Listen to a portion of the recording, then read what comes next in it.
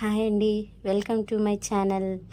ఈరోజు మనం ఏం చేయబోతున్నామంటే పెసర దోశ, మూంగ్ దాల్ దోశలు.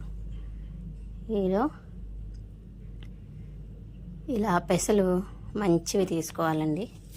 కొన్ని పుచ్చిపోయినవి ఉంటాయి, నీళ్ళలో వేయగానే తేలిపోతాయి, కొన్నిట్లో రాళ్ళు ఉంటాయి. అలా చూసుకొని మంచి క్వాలిటీ పెసరలు తెచ్చుకొని ఒక గ్లాస్లో పెసలు పోసుకోవాలి. మా ఇంట్లో ఎక్కువ మంది ఉంటారు, ఒక 15 దోశలు అలా కావాలనుకుంటే పెద్ద గ్లాసులో తీసుకోండి. లేదు మేమిద్దరమే 4 దోశలు కాకపోతాయి అనుకుంటే చిన్న గ్లాసులో తీసుకోండి. కానీ ఏ గ్లాస్తో అయితే తీసుకుంటామో పెసలు మనం అదే గ్లాస్తో బియ్యం తీసుకోవాలి.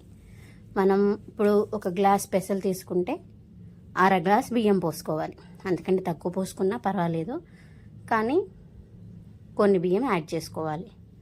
ఇవి బాగా కలిపేసుకోవాలి.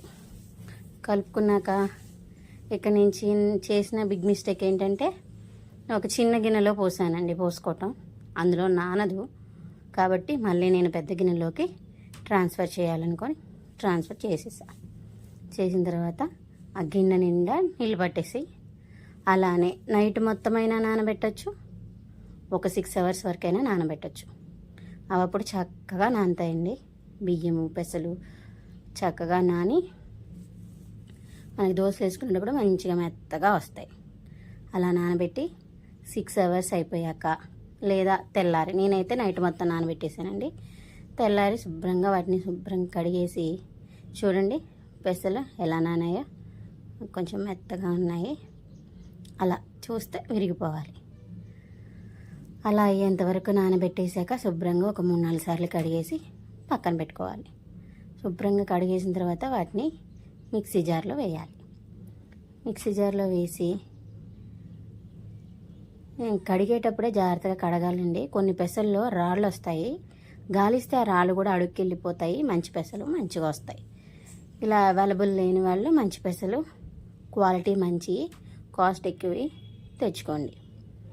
తెచ్చుకున్నాక వాటిని జార్లోకి ట్రాన్స్ఫర్ చేసేసుకొని కొంచెం అల్లం తీసుకోవాలి. ఆ అల్లం అలా వేస్తే మిక్సీలో మెదగదు కాబట్టి చిన్న చిన్న ముక్కలుగా కోసి మిక్సీలో వేసుకోవాలి.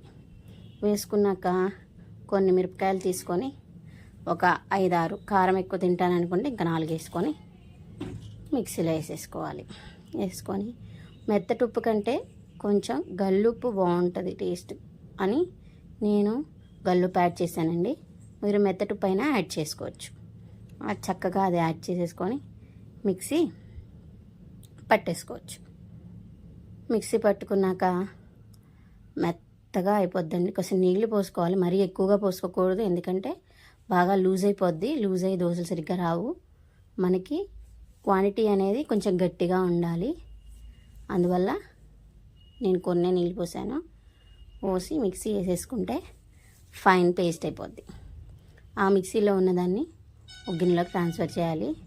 అది తిరుగుతుంది, మీకు చూపించాలనుకున్నాను కానీ అది కనిపించట్లేదండి. ఎర్లీ మార్నింగ్ కదా, కొంచెం లైట్ వేసాను, అయినా కనిపించట్లేదు. ఇంకొన్ని చూడండి, ఇలా మెత్తగా పేస్ట్ అయిపోయాక గిన్నెలోకి తీసేసుకోవాలి. అగో కన్సిస్టెన్సీ అనేది అంత గట్టిగా ఉండాలండి. మన మామూలు వేసుకునే దోశలాగా ఉండకూడదు. మన మామూలు వేసుకునే దోశ పలసగా వస్తుంది, కానీ పెసర దోశ పలసగా ఉంటే రాదు. తర్వాత ఉల్లిగడ్డ, క్యారెట్, పచ్చిమిర్చి వాటన్నిటిని సన్నగా తరిగేసుకొని పక్కన ఒక గిన్నెలో పెట్టేసుకున్నానండి. మన జీలకర్ర గ్యాస్ కదండి, ఇది పెసర దోశ అనేది గ్యాస్ కదా, అందుకని కొంచెం జీలకర్ర యాడ్ చేసుకున్న దాంట్లో యాడ్ చేసుకొని మళ్ళీ కలిపేసుకొని ఇంకేముంది, పొయ్యి మీద పెనం పెట్టేసి దోశ వేసేసుకోవటమే. పెనం కాగాక ఆ పెనం మీద కొంచెం ఆయిల్ పోసి, ఆయిల్ వేడయ్యాక దాని మీద దోశ వేయాలి.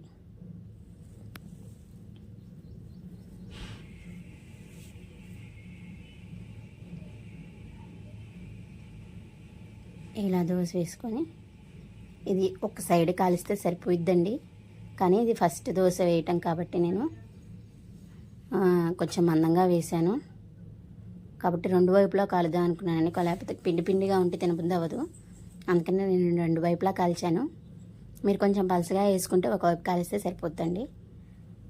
వెనక వైపు కూడా ఎక్కువసేపు కాల్చకుండా కొంచెం దూరంగా కాగేటట్టు కొంచెం ఆయిల్ వేసుకొని మళ్ళీ తిరగేసుకొని దానిపైన ఆనియన్స్ అవన్నీ వేసేసుకొని దాన్ని సగానికి మడత పెట్టేసి ప్లేట్లో పెట్టేసుకొని సర్వ్ చేసుకోవటమే.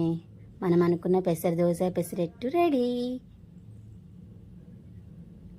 చూడండి కలర్ ఎంత బాగా వచ్చిందో. అలా రావాలని దోశ చక్కగా కాలినట్టు అలా కాలితే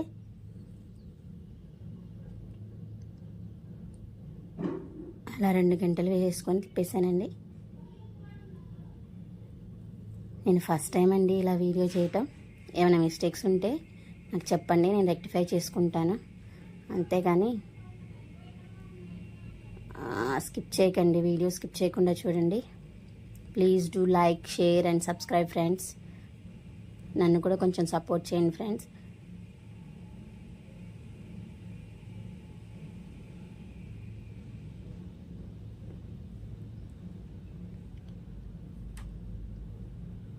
పెసరట్టు వేడి వేడిగా భలే ఉంటుందండి. నాకైతే పెసరట్టు చాలా ఇష్టం.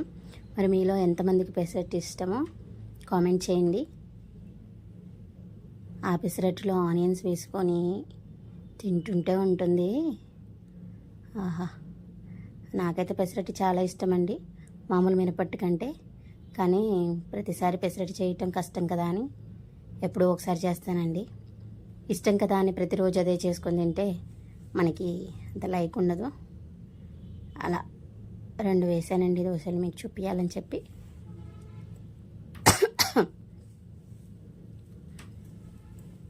మేమైతే పల్లీలో ఆయిల్లో వేయించుతామండి. ఆయిల్లో వేయించేసి పక్కన పెట్టుకుని ఒక 4-5 రోజులు అవే వాడతాము. నెక్స్ట్ పచ్చిమిర్చి వేయించేసుకున్నానండి ఆయిల్లో. అవి రెండింటిని మిక్సీ పట్టేస్తే చట్నీ రెడీ. దానిపైన పోపు తాలింపు వేసేసుకొని అలా పెసరట్టుని తుంపుకొని ఆ చట్నీలో ముంచుకొని తింటుంటే ఉంటుంది. ఆ పప్పులు నోటికి కరకరా తగులుతూ ఉంటాయి. వావ్, సూపర్ ఉంటుందండి. నేనైతే పెసరట్టు శుభ్రంగా లాగిచ్చేసాను. మరి మీరు కూడా తినాలనుకుంటున్నారా? త్వరగా ఈ వీడియోని సబ్స్క్రైబ్ చేసి మీరు కూడా చూసుకోండి. ఈ వీడియో చూసి ఎలా చేయాలో చేసేసుకోండి వెంటనే. Thank you friends, bye.